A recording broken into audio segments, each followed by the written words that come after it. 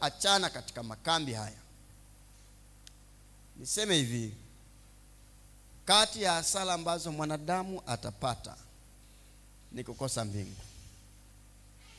Na hasa sisi tulioko ndani kama hivi,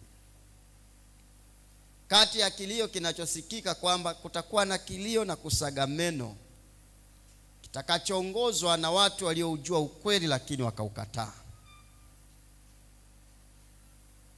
Na niwatie moyo kwa neno la Bwana, usiishi kulingana na mitindo ya dunia, usiishi kulingana na magrupu.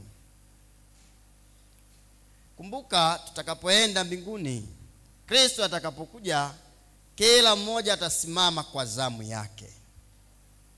Hakutakuwa na company, hatutasimama kama kanisa, hatutasimama kama familia.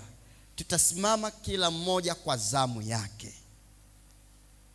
Kwa hiyo wakati unafukuzana na mambo ya ulimwengu huu, tambua ya kwamba sio kwetu hapa, kwetu ni mbinguni.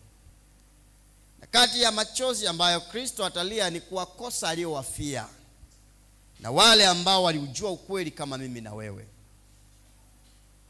Talia sana.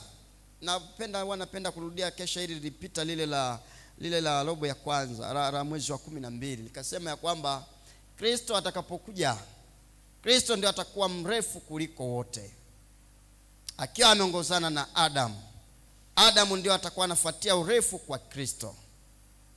Na atakapokuja na kuwaita watu, Adamu kwa mara ya kwanza atatoa machozi kwa kila alichokifanya, baada ya kuona athari ya dhambi ilivyo